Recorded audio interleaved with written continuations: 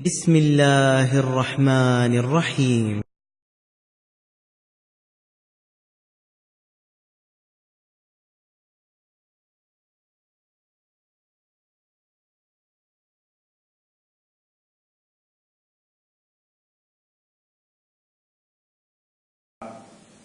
اور آج کے سیمینار کا جو موضوع ہے جیسا کہ آپ لوگوں کو معلوم ہے پہلے سے، اور جیسا کہ آپ کے شاشہ پر اسکرین پر آ رہا ہے، سعادت مند گھرانے کی بنیاد وہ اصل میں ہے، وہ تعمیر ختم اور بڑی ہے، وہ ہے بنیاد۔ اس ٹاپک پر آج کا سیمینار ہے اور یہ 3 حصوں میں چلے گا۔ ایک تو ابھی شروع ہوگا، پھر ایک مغرب کے بعد، اور پھر ایک عشاء کے بعد، اور اخیر میں آدھا گھنٹہ تمام مشاہد آپ کے ساتھ مخاطب ہوں گے، تینوں مشاہد اکٹھا۔ اور کبھی کسی کو کوئی سوال کرنا ہے جو موضوع سے متعلق ہوگا وہ سوال کر سکتا ہے، وہ لوگ آپ کو قرآن و سنت کی روشنی میں اس کا جواب دیں گے۔ ظاہر سی بات ہے، یہ آج کا چونکہ یہ پہلا پروگرام ہے اور ہمارا یہ پہلا تجربہ ہے، تو اندازہ نہیں تھا کہ لوگ کافی ہو جائیں گے، کرسیاں کم ہو جائیں گی، اس لیے میں معذرت خواہ ہوں اپنے طالبوں کی طرف سے، اور معذرت خواہ ہوں میں اپنی جانب سے اگر اس میں اگر کوئی کوتاہی ہوئی ہے ہمیں اس کے لیے آپ لوگ معاف کریں گے۔ رہی بات کہ سب سے پہلے جو محاضر ہیں، جو مخاطب ہوں گے آپ کے ساتھ، وہ ہیں ہمارے شیخ ضمیر عبدالعلی شیخ صاحب، جن کا تعلق انڈیا سے ہے اور انڈیا میں پونے سے کا تعلق ہے۔ آپ کے بارے میں جو لوگ مختلف طرح کے وسائل تواصل کو استعمال کرتے ہیں، سوشل میڈیا کو استعمال کرتے ہیں، ان کے خطابات، ان کی باتیں، ان کے تقریریں سنتے رہتے ہیں، اور آپ اس سے مشہور بھی ہیں، مختلف جگہوں پر آپ جاتے بھی ہیں، اندرون ملک اور بیرون ملک، اور آپ کے دعوتی اثرات موجود ہیں۔ جو لوگ جانتے ہیں انہیں سمجھتے ہیں کہ یہ افراد کہاں تک لوگوں میں ہیں، اور اسی لیے اللہ تبارک و تعالیٰ نے انہیں یہاں پر آیا ہے تاکہ ہم بھی ان سے فائدہ اٹھا سکیں۔ اس بیچ میں یہ آج کا سیمینار 3 حلقوں میں بٹا ہوا ہے۔ دوسرے حلقے کے بعد یعنی مغرب کے بعد جب ہمارا پروگرام ختم ہو جائے گا اور اس کے جو محاضر ہوں گے یا مخاطب ہوں گے، اس کے اندر جو ہمارے شیخ السلام ہوں گے، عشاء کی نماز کے بعد آدھا گھنٹہ 15 منٹ ہمارے پاس ٹائم ہوگا کچھ چائے پانی کے لیے۔ باہر میں سب ہوگا انتظام، آپ لوگ سنجیدگی سے وہاں سے لیں گے، اس کے بعد دوبارہ واپس کرا جائیں گے۔ مغرب کا جو پروگرام ہوگا وہ ہمارے شیخ السلام صاحب کا ہوگا، جن کا تعلق ہندوستان سے ہے۔ ہندوستان میں آپ ویسے رہتے ہیں بامبے میں، اور آپ کی فراغت الصفیہ کے بعد جامعہ اسلامیہ مدینہ سے ہوئی ہے۔ اس کے بعد سے آپ نے جامعہ الحدیث کہ وہاں پر خدمتگار ہیں بامبے کے اندر، اور دعوتی خدمت آپ کا کافی کام ہے، لوگ اس سے فائدہ اٹھاتے ہیں اور فائدہ اٹھا رہے ہیں۔ اس کے بعد آخری جو خطیب ہوں گے ہمارے عشاء کی نماز کے بعد اور خود نوش کے بعد 15 منٹ کے شیخ ابو حسن احمد اللہ ہوں گے۔ انہیں ہر آدمی یا نظروں کے بعد کراتے ہیں، تقریباً لوگ انہیں جانتے ہیں کیونکہ وہ انہیں تعریف نہیں، یہاں پر ان کی تعریف کرنے کی کوئی ضرورت نہیں ہے۔ ان کا خطاب ہوگا اور سب کا خطاب اسی کے مطابق ہوگا۔ یوم فی بیت النبوہ، ایک روز نبی کریم صلی اللہ علیہ وسلم کے گھریلو زندگی پر ایک مختصر جھلک، یہ عنوان ہوگا کہ شیخ السلام حدیث کی کا عنوان ہے، اور ایک لفظ کا عنوان ہے بچوں کی تربیت میں۔ بچوں کی تربیت میں والدین کا دور ہے، ان کے اثرات بولنے، تربیت میں کس طرح کا ان کو کس طرح کی تربیت کری جائے گی، یہ ان کا عنوان ہوگا۔ پھر ایک سارا آپ کے سامنے میں نے آج سیمینار کا پروگرام رکھ دیا ہے، اور آپ لوگوں سے گزارش ہے کہ آپ لوگ ہر مشاہد سے فوراً فائدہ اٹھائیں۔ اللہ رب العالمین ہمارے آج کے اس اجتماع میں برکت عطا فرمائے، آمین۔ بڑی شکریہ کے ساتھ، اور میں گزارش کرتا ہوں شیخ سے کہ شیخ اپنے گفتگو کو اپنے إن الحمد لله نحمده ونستعينه ونستغفره ونعوذ بالله من شرور أنفسنا ومن سيئات أعمالنا من يهده الله فلا مضل له ومن يضلل فلا هادي له وأشهد أن لا إله إلا الله وحده لا شريك له وأشهد أن محمدا عبده ورسوله أما بعد فإن خير الحديث كتاب الله وخير الهدي هدي محمد صلى الله عليه وعلى آله وسلم وشر الأمور محدثاتها وكل محدثة بدعة وكل بدعة ضلالة وكل ضلالة في النار. قال النبي صلى الله عليه وسلم لم ير للمتحابين مثل النكاح. جمعیت دارالبل کے ذمہ داران، میرے محترم دینی بھائیوں، قابل احترام ماں اور بہنوں، آج کے اس مبارک دن میں، اس مبارک دینی مجلس میں ہم سب جمع ہیں اور ایک بہت ہی اہم ترین عنوان اور موضوع جو اس پورے پروگرام کا موضوع ہے، جس میں مسلمانوں کی خاندانی معاملات کے تعلق سے اسلامی گھرانے کے اعتبار سے فلاح اور کامیابی اور سعادت کے اصول اور بچوں کی تربیت، نبی اکرم صلی اللہ علیہ وسلم کا گھر میں زندگی گزارنا، ان اہم ترین عناوین کے تحت اس پورے پروگرام کو آج سجایا گیا، اس مجلس کو۔ اللہ رب العالمین ہم سب کے بیٹھنے کو قبول فرمائے۔ میرے پاس نقاط بہت سارے ہیں اور وقت ہمارے پاس کم ہے۔ کامیاب ازدواجی زندگی کی شروعات، نکاح والی زندگی کامیاب کیسے ہو، اس کی شروعات کیسے ہو اور اس کامیابی کا دوام کس طرح سے مسلمانوں کو حاصل ہو۔ ایک انسان، ایک مرد اور عورت جب باہمی نکاح کے رشتے میں مربوط ہوتے ہیں تو اس کی شروعات میں نکاح سے پہلے اور بالکل نکاح کے ابتدائی مرحلے میں کن چیزوں کا خیال رکھنا چاہیے تاکہ آنے والی زندگی کامیابی اور سعادت سے ہمکنار ہو، اور پھر بقیہ زندگی میں کن اصولوں کی رعایت کرنا چاہیے تاکہ بیوی شوہر کے تعلقات اور گھر کا نظام اور گھر کا ماحول بہتر بن سکے۔ یہ ہمارے اس پورے محاورے کا عنوان ہے۔ اس میں باتیں بہت زیادہ ہیں اور ویسے میرے پاس پہلے 70 منٹ تھے، اب تقریباً 45 منٹ ہو گئے ہیں، تو اس اعتبار سے جو نقاط میرے تھے تقریباً 21 باتیں مجھ کو بیان کرنی تھیں۔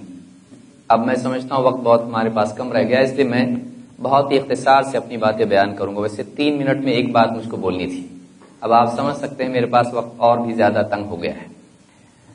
اللہ کے نبی صلی اللہ علیہ وسلم کی ایک حدیث ہے جس کو امام ابن ماجہ اور حاکم نے روایت کیا ہے۔ نبی اکرم صلی اللہ علیہ وسلم نے فرمایا لم یرى للمتحابین مثل النکاح، دو محبت کرنے والوں کے لیے، آپس میں محبت رکھنے والوں کے لیے نکاح کی طرح اور کوئی چیز نہیں ہے، نکاح سے بہتر یا نکاح کی طرح اور کوئی چیز نہیں ہے۔ اس حدیث میں اللہ کے نبی صلی اللہ علیہ وسلم نے ایک حقیقت کو بیان کیا ہے جس کو قرآن کریم میں خود اللہ رب العالمین نے بھی بیان کیا ہے۔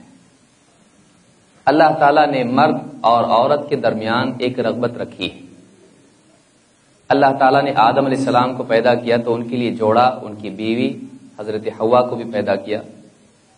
یہ انسان کی فطری ضرورت ہے، نہ صرف یہ کہ انسان کی شہوت کے اعتبار سے بلکہ انسان کی تسکین، اس کے مزاج اور اس کے رہن سہن کے اعتبار سے، اس کے قلبی سکون کے اعتبار سے اس کو اپنے ساتھ کسی اور کی ضرورت ہے۔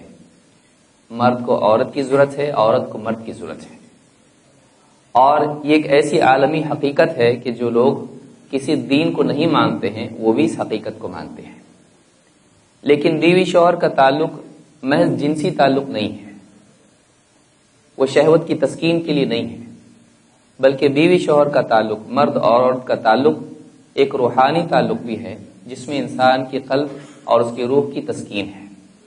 اسی لیے اللہ رب العالمین نے نہ صرف دنیا میں بلکہ آخرت میں بھی مرد اور عورت کے لیے زواج رکھا ہے، جنت میں بھی نکاح ہوگا۔ تو یہ ایک بنیادی چیز ہے جو نبی اکرم صلی اللہ علیہ وسلم نے بھی بیان کی کہ دو محبت کرنے والوں کے لیے نکاح کی طرح کوئی اور چیز نہیں ہے۔ قرآن کریم میں اللہ تعالیٰ نے بھی اس حقیقت کو بیان کیا ہے۔ اللہ تعالیٰ نے قرآن کریم میں فرمایا وَمِنْ آيَاتِهِ أَنْ خَلَقَ لَكُم مِّنْ أَنفُسِكُمْ أَزْوَاجًا لِتَسْكُنُوا إِلَيْهَا۔ اللہ کی نشانیوں میں سے ایک نشانی یہ بھی ہے کہ اس نے تمہاری ہی جنس میں سے تمہارے لیے جوڑا بنایا، بیویاں تمہارے لیے بنائیں، لتسکنوا الیہا، بیویوں کے لیے شوہر، شوہر کے لیے بیوی، لتسکنوا الیہا تاکہ اس جوڑے سے وہ سکون حاصل کرے، وجعل بینکم مودۃ ورحمہ، اور اس نے تمہارے درمیان دونوں کے بیچ محبت، مودت اور رحمت کا معاملہ رکھ دیا۔ ان فی ذلک لآیات لقوم یتفکرون، اس میں نشانیاں ہیں ان لوگوں کے لیے جو غور کرتے ہیں۔ اس آیت میں اللہ تعالیٰ نے بتلایا کہ مرد اور عورت کے درمیان، بیوی اور شوہر کے درمیان اللہ تعالیٰ نے محبت اور رحمت کا معاملہ رکھ دیا ہے۔ یہ دونوں بہت بڑی باتیں ہیں، اتنا وقت نہیں کہ ہم اس پر گفتگو کریں۔ اور اس میں کیا نشانیاں ہیں؟ اس میں ایک بات یہ سمجھ میں آتی ہے کہ بیوی شوہر کا تعلق محبت اور رحمت کی بنیاد پر ہونا چاہیے، اور یہ ایک بنیادی وصف ہے جو اس رشتے کو کامیاب کرتی ہے۔ اس تعلق سے نکاح کے بارے میں اسلام میں حکم یہ ہے کہ نکاح لازم ہے، ضروری ہے۔ اللہ کے نبی صلی اللہ علیہ وسلم نے فرمایا النکاح من سنتی فمن لم يعمل بسنتی فلیس منی، امام ابن ماجہ نے اس کو روایت کیا ہے۔ نبی اکرم صلی اللہ علیہ وسلم فرماتے ہیں نکاح میرا طریقہ ہے۔ یہاں سنت فقہی معنوں میں استعمال نہیں ہوا ہے، بلکہ طریقے کے اعتبار سے استعمال ہوا ہے کہ سارے نبیوں کا طریقہ نکاح ہے۔ النکاح من سنتی، نکاح میرا طریقہ ہے، تو جو نکاح نہیں کرتا ہے وہ مجھ سے نہیں ہے، اس کا مجھ سے کوئی تعلق نہیں ہے۔ اس میں بیزاری کا اور برات کا اعلان ہے، اور یہ ناراضگی کی صورت میں ہوتا ہے۔ لہذا جو نکاح نہ کرے، نہ صرف یہ کہ اس کی ذاتی زندگی پریشانی کا شکار ہوگی، گمراہیوں کا شکار ہوگی شہوت کے اعتبار سے یا ذہنی اعتبار سے، بلکہ آخرت کے اعتبار سے بھی یہ بے دینی ہے، یہ نقصان کی چیز ہے، اللہ کے ہاں وہ ایک غلط چیز ہے۔ نبی اکرم صلی اللہ علیہ وسلم نے اس کو برا بتایا ہے۔ اس سے معلوم ہوتا ہے کہ نکاح نہ صرف انسان کی ذاتی ضرورت ہے بلکہ وہ ایک دینی ضرورت بھی ہے۔ اس سے یہ بات معلوم ہوتی ہے کہ نکاح چونکہ دینی ضرورت ہے، لہذا نکاح کے لیے دینی اصولوں کا اپنانا ضروری ہے۔ اسلام میں نکاح کے سلسلے میں نکاح کی ابتدا اور نکاح کے بعد کی زندگی کے لیے اصول دیے گئے ہیں کہ گھرانہ کیسا ہو، بیوی شوہر کے تعلقات کیسے ہوں، نکاح کن بنیادوں پر کیا جائے، نکاح کے بعد کیا اعمال ہیں، نکاح کے بعد دونوں کو کس طرح سے ایک دوسرے کے ساتھ میں رہنا چاہیے تاکہ ان کی زندگی دنیا کی جنت بن جائے، ان کی زندگی جہنم نہ بنے۔ آج اس دور میں جہاں سوشل میڈیا سے لوگ دور دور کے لوگ ایک دوسرے سے قریب ہو رہے ہیں، نکاح کی زندگی اس سے متاثر ہو رہی ہے۔ بیوی شوہر ایک دوسرے سے دور ہو گئے ہیں، ایک ہی پلنگ پر بیوی شوہر دونوں بیٹھے ہوئے ہیں، ٹیک لگا کے تکیے سے ہیں، لیٹے ہوئے ہیں، اور یہ اپنے واٹس ایپ اور فیس بک میں مصروف ہے، وہ اپنے موبائل کے ساتھ کھیل رہی ہے۔ تو یہ جو آج زندگی ہماری بن گئی ہے، قریب ہونے کے باوجود بھی ہم دور ہو گئے ہیں اور دور والوں سے ہم قریب ہو گئے ہیں۔ تو آج ایک بہت بڑا مسئلہ عالمی سطح پر نہ صرف مسلمان بلکہ دوسروں کے ساتھ بھی پیدا ہوا ہے، وہ یہ کہ گھریلو زندگی متاثر ہوئی ہے، اور اس کا نتیجہ طلاق کی صورت میں سامنے آ رہا ہے، ایک دوسرے سے وفاداری کی کمی کی صورت میں سامنے آ رہا ہے، اور اس کے اور برے نتائج یہ ہیں کہ اگلی نسل بھی اس سے برباد ہو رہی ہے۔ بچوں کے لیے بھی اس کا بڑا مسئلہ پیدا ہو رہا ہے، ماں باپ کے اختلاف، طلاق، جھگڑے اور دوریاں، اور اپنی اپنی زندگی جینا، ایک دوسرے پر ذمہ داری ڈالنا، ایک دوسرے پر الزام دینا، اس کے نتیجے میں جو اولاد ہیں وہ آزاد اور کبھی وہ انفیریورٹی کمپلیکس میں، کبھی ایگریشن میں، کبھی ڈپریشن میں مبتلا ہو رہی ہے۔ لہذا ان تمام چیزوں کو ذہن میں رکھتے ہوئے ہم میں سے ہر مسلمان کو اس بات کی فکر کرنا چاہیے کہ ہماری اپنی گھریلو زندگی صحیح ہو۔ تجارتی زندگی بعض اوقات آدمی اتنا اس میں کھو جاتا ہے کہ گھریلو زندگی کو نہیں دیکھ پاتا ہے، جن کے لیے سب کچھ کر رہا ہے، جن کے لیے قربانیاں دے رہا ہے، جن کے لیے محنت کر رہا ہے، جن کے لیے پیسہ جمع کر رہا ہے، ان کے بارے میں آدمی نہیں سوچ پاتا ہے۔ تو یہ ایک بہت اہم مسئلہ ہے جس پر گفتگو بار بار ہونا ضروری ہے۔ آئیے دیکھتے ہیں کہ نکاح کے تعلق سے ہم کو کن چیزوں کا خیال رکھنا چاہیے۔ ایک ایک کر کے میں بہت ہی اختصار سے دلائل بیان کروں گا، زیادہ تشریح کا آج وقت نہیں ہے، لہٰذا آپ ان بنیادوں کو یاد رکھیں اور اس میں جو اختصار سے بات کہی گئی ہے اسی کو آپ ملحوظ رکھیں۔ سب سے پہلی چیز یہ ہے، نمبر 1، نکاح میں دینداری کو ملحوظ رکھنا، یہ کامیابی کی طرف لے جاتا ہے۔ نبی اکرم صلی اللہ علیہ وسلم فرماتے ہیں تنکح المرأۃ لاربع، عورت سے 4 چیزوں کی بنیاد پر نکاح کیا جاتا ہے، لمالہا ولحسبہا وجمالہا ولدینہا، کہ ایک مال کی وجہ سے، دوسرے حسب یعنی خاندان کی بنیاد پر، اور تیسرے اس کی خوبصورتی کی بنیاد پر، اور 4 اس کے دین کی بنیاد پر۔ فاظفر بذات الدین تربت یداک، تو دیندار کو اپنا کر کامیاب ہو جا، تیرے ہاتھ خاک آلود ہوں۔ یہاں پر نبی اکرم صلی اللہ، اس حدیث کو امام البخاری مسلم نے روایت کیا ہے۔ اس حدیث میں بات معلوم ہوئی کہ کامیاب نکاح وہ ہے جس میں اصل بنیاد انتخاب کی دین ہو۔ خوبصورتی وقتی ہے، مال آج ہے کل نہیں ہے، بڑا مالدار خاندان ہے، سیاسی اعتبار سے بااثر خاندان ہے، اس لیے نکاح کر رہے ہیں، مادی فائدہ نہیں۔ نکاح میں نوجوانوں کو خاص طور سے، بلکہ لڑکی کے ماں باپ کو بھی دینداری دیکھنا چاہیے۔ دینداری کی بنیاد پر اگر نکاح ہوتا ہے تو اللہ کے نبی صلی اللہ علیہ وسلم نے بتلایا فاظفر بذات الدین، تو دیندار کو اپنا کے کامیاب ہو جا۔ معلوم ہوا کہ کامیابی دینداری کو دیکھ کر انتخاب کرنے پر مبنی ہے، یہ پہلی چیز یاد رکھنا چاہیے۔ نمبر 2، نکاح کے لیے ولی کی اجازت ضروری ہے۔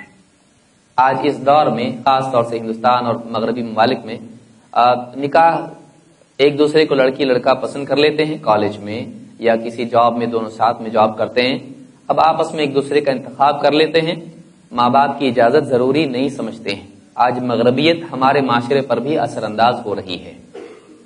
اسلام میں ضروری ہے کہ لڑکی کا ولی انتخاب کرے گا، لڑکی کا ولی نکاح کا ذمہ دار ہے، لڑکی خود اپنا نکاح نہیں کر سکتی ہے۔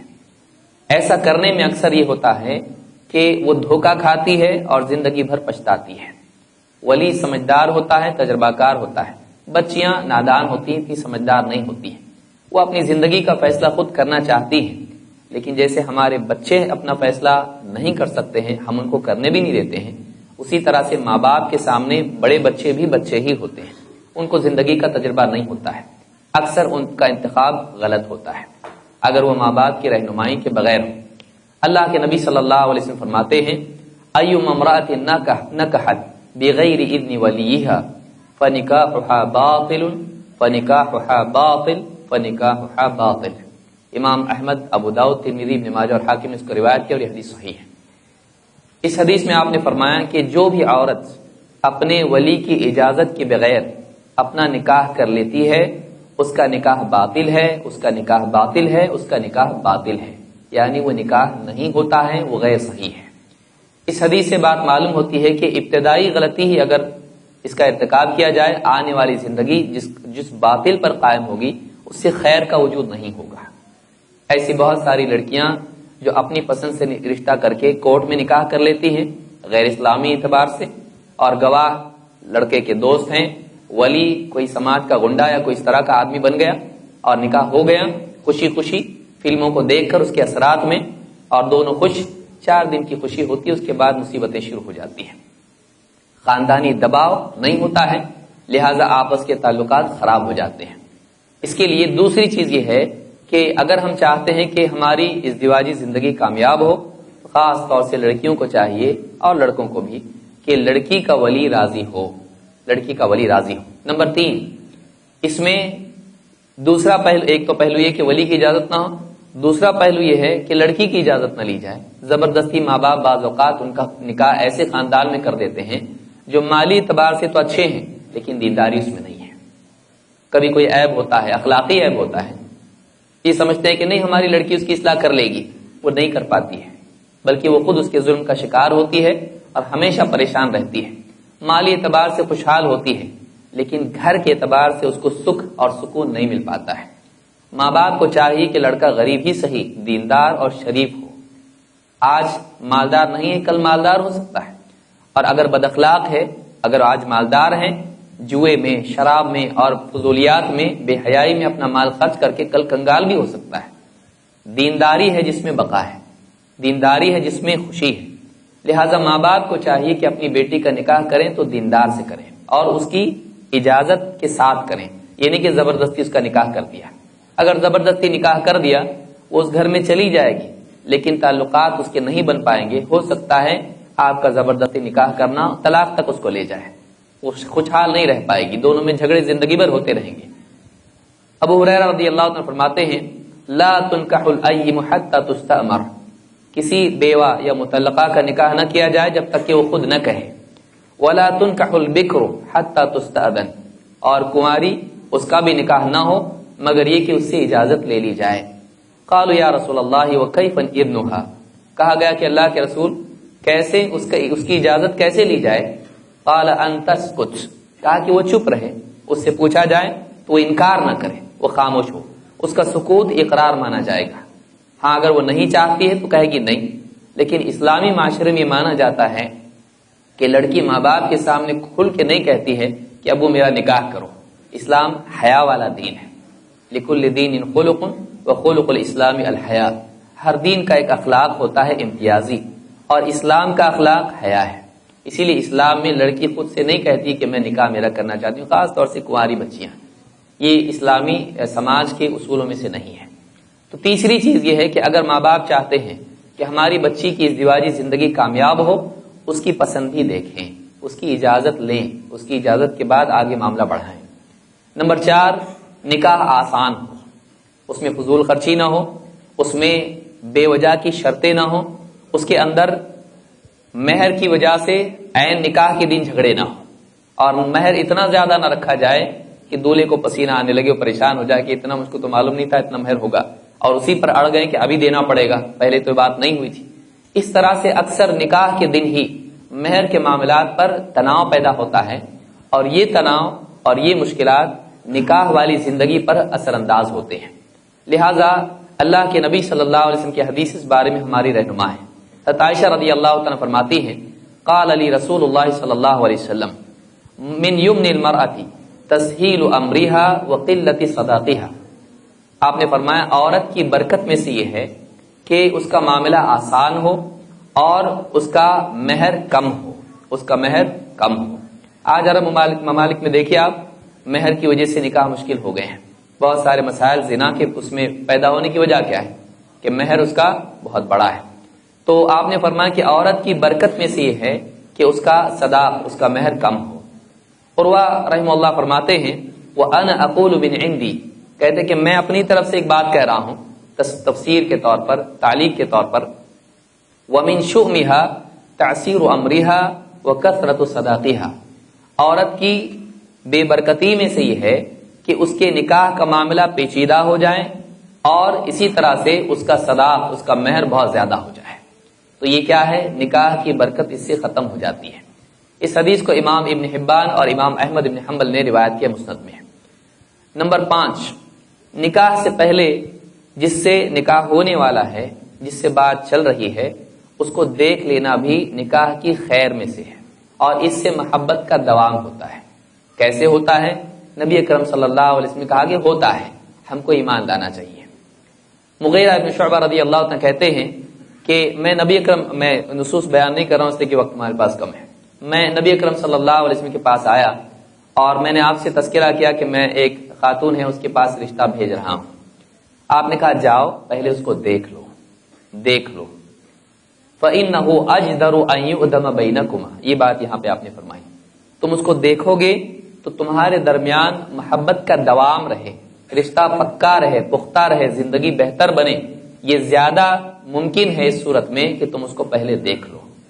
کہتے ہیں میں آیا، وہ انصار میں سے خاتون تھی، میں نے ان کے والدین کے پاس بات رکھی نکاح کی۔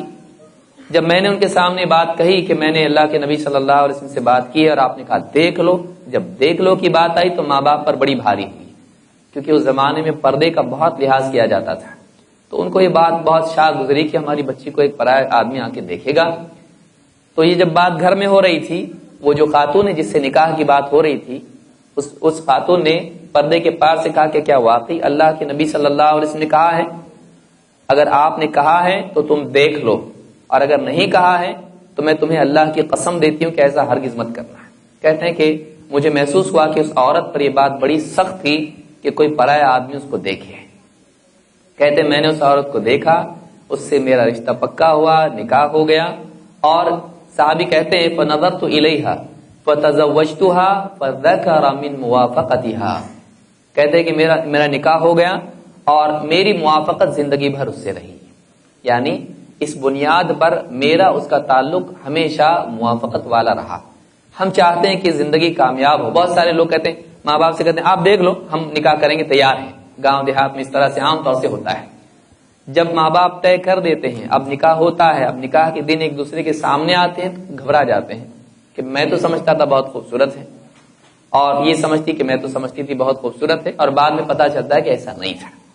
تو نکاح کے بعد اس ڈیلیما میں پڑنا، نکاح کے بعد میں اس سوال پر آنا کہ مجھ کو تو معلوم نہیں تھا اور میں نے پسند نہیں کیا اور دیکھنا چاہیے تھا، بعد کی زندگی برباد ہو جاتی ہے۔ لہذا پہلے دیکھ لیں، انتخاب ہو نہ ہو یہ ایک الگ بات ہے، لیکن پہلے دیکھ لینا چاہیے۔ یہ بھی کامیابی کے لیے بہت ضروری ہے نکاح کی۔ اس حدیث کو امام احمد ترمذی اور نسائی ابن ماجہ نے روایت کیا ہے۔ نمبر 6، نکاح کے بعد دولہا دلہن کو دعا دینی چاہیے، یہ بھی نکاح کی برکت کے لیے ضروری ہے۔ اللہ کے نبی صلی اللہ علیہ وسلم کی حدیث ہے، ابو ہریرہ رضی اللہ عنہ فرماتے ہیں ان النبی صلی اللہ علیہ وسلم کان اذا رفع الانسان اذا تزوج، اللہ کے نبی صلی اللہ علیہ وسلم جب ایک شخص نکاح کرتا اور آپ اس کو دعا دیتے تو آپ کہتے بارک اللہ لک وبارک علیک وجمع بینکما فی خیر، اللہ تعالیٰ تم پر برکت ڈالے، تمہارے درمیان برکت ڈالے باہم، اور تم کو دونوں کو خیر پر جمع کرے۔ وجمع بینکما فی الخیر بھی روایت میں آیا، علی الخیر بھی روایت میں آیا ہے۔ اس حدیث کو امام احمد اور ابو داؤد، ترمذی، نسائی، ابن ماجہ اور اسی طرح سے حاکم نے روایت کیا ہے۔ تو یہ جو دعا ہے برکت کی، لوگوں کو چاہیے، ہمارے یہاں شادی مبارک گھروں پہ بھی لکھا جاتا ہے، آپس میں بھی اس طرح سے بولتے ہیں، یہ دعا نہیں دی جاتی ہے۔ نکاح کی ابتدا میں دولہا دلہن کو، خاص طور سے دولہے کو، یہ دعا دینی چاہیے، بارک اللہ لک وبارک علیک وجمع بینکما فی خیر۔ اس سے نکاح میں برکت ہوتی۔ یہ دوسروں کا کام ہے کہ ان کے نکاح کو کامیاب بنانے میں یہ اس طرح کی دعا دیں، کیونکہ نکاح صرف دو لوگوں کا کام نہیں ہے، نکاح میں پورا سماج شریک ہوتا ہے۔ اسی طرح سے 7ویں چیز کیا ہے؟ شوہر کا بیوی کے لیے دعا کرنا۔ نبی اکرم صلی اللہ علیہ وسلم نکاح کی رات نے پہلی مرتبہ جب ملاقات ہوتی ہے، اس وقت میں گھر کی بنیاد کے تعلق سے ایک ریچول یا ایک شرعی عمل ہے۔ کیا ہے؟ اللہ کے رسول صلی اللہ علیہ وسلم فرماتے ہیں اذا تزوج احدکم امرأة فلیأخذ بناصیتها ولیقل، جب تم میں سے کوئی نکاح کرے کسی عورت سے تو اس کی پیشانی کے بال پر ہاتھ رکھے، اس کو پکڑے اور کہے۔ نسائی کے الفاظ ہیں فَلْيَضَعْ يَدَهُ عَلَى نَاصِيَتِهَا ثُمَّ يَقُولُ، اپنا ہاتھ اس کی پیشانی پر رکھے اور یوں کہے، اس لیے کہ انسان کی پیشانی گویا کہ اس کے لیے کنٹرول کی جگہ ہے۔ تو یہ اس بات کی علامت ہوتی ہے کہ یہ قوام ہے، ذمہ دار ہے، اور بیوی اس کے ماتحت رہے گی۔ أَسْأَلُكَ مِنْ خَيْرِهَا وَخَيْرِ مَا جُبِلَتْ عَلَيْهِ وَأَعُوذُ بِكَ مِنْ شَرِّهَا وَشَرِّ مَا جُبِلَتْ عَلَيْهِ، اللہ سے دعا آدمی کریں کہ اے اللہ میں اس عورت کی خیر اور جس پر اس کی تخلیق ہوئی ہے، جس کی اس کا مزاج ہے، اس کی خیر چاہتا ہوں، اور اس کے شر سے اور جس جبلت پر یہ پیدا کی گئی ہے اس کے شر سے میں اے اللہ تیری پناہ مانگتا ہوں۔ تو یہ مرد کے لیے طریقہ ہے کہ وہ بیوی کی پیشانی پر ہاتھ رکھ کے دعا پڑھے۔ یہ اس لیے کہ گھر میں ذمہ دار، یہ اس بات کی علامت ہے، ایک میسج ہے عورت کے لیے بھی اور شوہر کے لیے بھی، یاد دہانی ہے ان کے لیے کہ گھر کا ذمہ دار مرد ہے اور عورت اس کی ماتحت رہے گی، اور خیر کی بنیاد پر یہ نکاح قائم رہے گا۔ اس حدیث کو امام الطبرانی نے اپنی کتاب دعا میں ذکر کیا، اور ابو داؤد، ابن ماجہ اور حاکم میں بھی روایت موجود ہے۔ نمبر 8، نکاح کی رات دولہا دلہن کو 2 رکعت نماز پڑھنی چاہیے، نفل نماز، جس میں امام بلا شبہ مرد رہے گا۔ ابو وائل کہتے ہیں ایک شخص ابن مسعود کے پاس آئے، جاء رجل الى ابن مسعود قال انی تزوجت امرأة وانی اخاف ان تفرقنی، میں نے ایک عورت سے نکاح کیا ہے اور مجھے ڈر ہے کہ شاید اس کے دل میں میری نفرت ہو اور مجھ سے وہ دور ہو جائے۔ فقال عبداللہ ان الالف من اللہ، کہا کہ الفت اللہ کی طرف سے ہوتی ہے، یہ بھی یاد رکھنا چاہیے۔ ان الذین آمنوا وعملوا الصالحات سیجعل لهم الرحمن ودا، محبتیں پیدا ہوتی ہیں دین کی بنیاد پر، ایمان و عمل کے نتیجے میں، مال اور ان چیزوں سے نہیں ہوتا ہے۔ خوبصورتی، حسن وغیرہ وقتی چیزیں ہیں، اصل انسان کی شخصیت اور اس کی خوبصورتی، اس کا حسن، اس کا اخلاق ہوتا ہے۔ کہا کہ ان الالف من اللہ وان الفرق من الشیطان، اور نفرت دوریاں شیطان پیدا کرتا ہے. لیکرہ الیہ ما احل اللہ، تاکہ یعنی اللہ نے جو حلال کیا ہے اس کی کراہت پیدا کر دے. فاذا ادخلت علیک فمرھا فلتصلی خلفک رکعتین، جب وہ تیرے کمرے میں آئے، بیوی کو لایا جائے، لا کے چھوڑتی تھی اس زمانے میں بیوی کو کمرے میں، تو جب وہ کمرے میں آئے تو اس کے ساتھ میں 2 رکعتیں پڑھ، 2 رکعتیں پڑھ. اور فلتصلی خلفک، تیرے پیچھے اس کو چاہیے کہ نماز پڑھے. دائیں جیسے مرد کھڑا ہوتا ہے ایک آدمی کے بازو میں دائیں طرف، نہیں، امام کی عورت پیچھے کھڑے ہوگی، اس لیے کہ عورت ایک مستقل صف ہے، وہ ساتھ میں نہیں کھڑے ہوگی مرد کے. اعمش کہتے ہیں فذکرتہ لابراہیم، میں نے ابراہیم النخعی سے یہ روایت بیان کی. قال وقال عبد اللہ وقل اللهم بارک لی فی اہلی وبارک لهم فی، اور یہ بھی دعا کرو، کہا کہ اے اللہ میرے گھر والوں میں میرے لیے برکت دے اور ان کے لیے مجھ میں برکت دے. وارزقنی منہم وارزقہم منی، میرے ذریعے ان کو رزق دے اور ان کے ذریعے مجھ کو رزق عطا فرما. اللہم اجمع بیننا ما جمعت الی خیر وفرق بیننا اذا فرقت الی خیر، اللہ ہم کو جمع رکھ تو خیر پر اور ہم کو دور کر ایک دوسرے سے جدا کر تو خیر پر. تو یہ جو روایت ہے امام ابن ابی شیبہ نے، اور اسی طرح سے امام عبدالرزاق نے اپنی مصنف میں اس کو روایت کیا ہے، اور یہ حدیث صحیح ہے. اس سے معلوم ہوتا ہے کہ نکاح کی رات میں ابتدائی یعنی علامتی طور پر ایک تو یہ کہ شوہر امام ہے بیوی کا زندگی بھر کے لیے، الرجال قوامون علی النساء. دوسرا یہ کہ ان کی زندگی کی شروعات افضل الاعمال نماز سے ہو، ان کی زندگی کی شروعات دعا سے، ذکر سے ہو، تو یہ خیر کی شروعات ہے. اس سے آگے کی زندگی میں دونوں کے درمیان میں محبت پختہ ہوتی ہے. جن لوگوں نے اس کو کیا ہے وہ جانتے ہیں کہ واقعی اس میں اثر ہے، اللہ کے نبی صلی اللہ علیہ وسلم نے اور صحابہ نے جو بتایا ہے اسی میں خیر ہے. باقی ساری چیزیں اپنی دنیا کی اس کا واقعی وہ اثر نہیں ہوتا ہے، اسی لیے کہ محبتیں اللہ کی طرف سے آتی ہیں.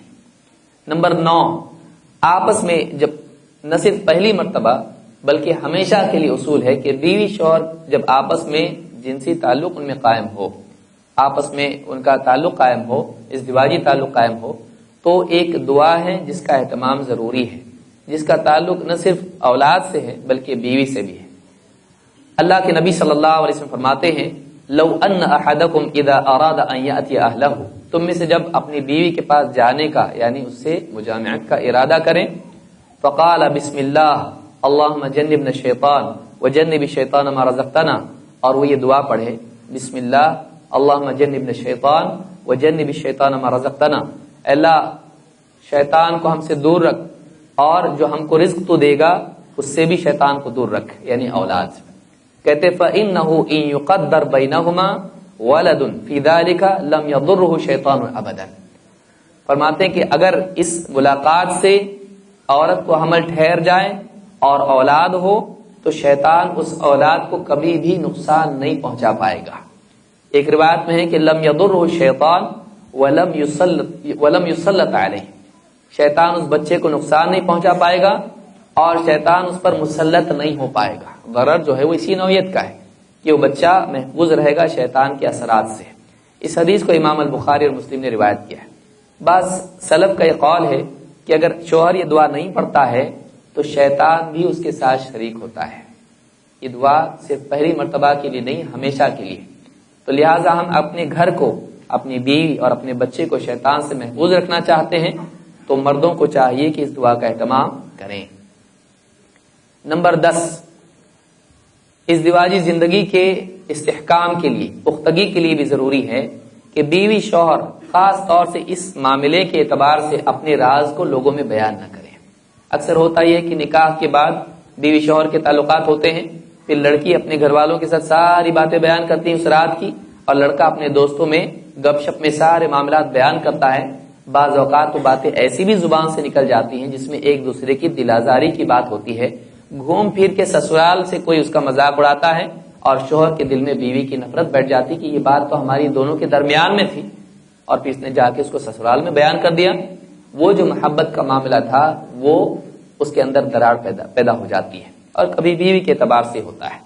لہٰذا ابو سعید خدری رضی اللہ عنہ فرماتے ہیں کہ نبی اکرم صلی اللہ علیہ وسلم نے فرمایا الا عسى احدكم ان يخلو باهله يغلق بابا بہت ممکن ہے تم میں سے کوئی اپنی بیوی کے ساتھ تنہائی اختیار کرے، دروازہ بند کرے، ثم یرخی سترن، پردہ ڈال دے، ثم یقضی حاجتہ، پھر اپنی حاجت بھی پوری کرے، بیوی کے ساتھ تعلق قائم کرے، ثم اذا خرج حدث اصحابہ بذلک، پھر نکلے باہر تو دوستوں میں بیٹھے اور گپ شپ میں یہ باتیں بھی بیان کر دے جو بیوی کے ساتھ ہوئی تھی۔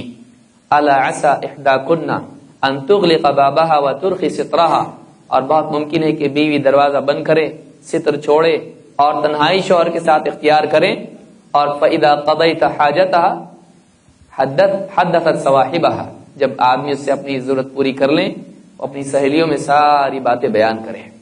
فقالت امرأة صفعاء الخدین، ایک عورت جو بالکل یعنی سوکھے گالوں والی، چمٹے ہوئے گالوں والی تھی، اس نے کہا واللہ یا رسول اللہ انہن لیفعلن، کہا کہ اللہ کے رسول ساری عورتیں ایسا کرتی ہیں، اپنے شوہر کے ذاتی معاملات کو بیان کرتی ہیں دوسری سہیلیوں کے پاس۔ وانہم لیفعلون، مرد بھی ایسا کرتے ہیں۔ قال فلا تفعلوا، آپ نے کہا ایسا مت کرنا۔ فانہ مثل ذلک مثل الشیطان لقی شیطانة على قارعة الطریق فقضى حاجته منها ثم انصرف وتركها، یہ ایسا ہی ہے جیسے ایک شیطان کسی شیطانہ سے ملاقات کرے، راستے ہی پر اس سے اپنی حاجت پوری کرے اور دونوں ایک دوسرے سے الگ ہو جائیں۔ یعنی ذاتی زندگی کی جو باتیں ہیں، تنہائی کی جو باتیں ہیں، لوگوں میں بیان کرنا ایسا ہی ہے جیسے اس عمل کو لوگوں کے سامنے کرنا ہے۔ اس سے دونوں کے درمیان میں بعض اوقات دراڑ تو پیدا ہوتی ہے، دونوں کی عزتیں بھی کم ہوتی ہیں، اور لوگوں کے درمیان میں ان کے تعلق سے بعض اوقات ایسی برائی پیدا ہو جاتی ہے جو دلوں میں ان کی حقارت کا سبب بنتی ہے۔ لہٰذا اس روایت کو امام البزار نے روایت کیا ہے اور یہ حسن روایت ہے۔ اس روایت سے معلوم ہوتا ہے کہ اگر ہم چاہتے ہیں کہ ہماری ازدواجی زندگی کامیاب ہو تو بیوی کے ساتھ جو تنہائی کے معاملات ہیں لوگوں کے سامنے ان کو بیان نہیں کرنا چاہیے۔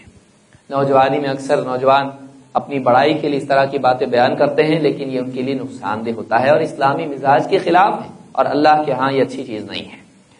نمبر 11، کامیاب ازدواجی زندگی کے لیے ضروری ہے کہ بیوی شوہر کا احترام کرے اور اس کی توقیر کرے۔ شوہر کی عزت کرنا ضروری ہے۔ شوہر میں ایگو ہوتا ہے، وہ اپنے آپ کو واقعی مالک سمجھتا ہے، گھر کا بڑا سمجھتا ہے، اور اللہ نے اس کو گھر کا بڑا بنایا ہے، اس کو گھر کا ذمہ دار بنایا ہے۔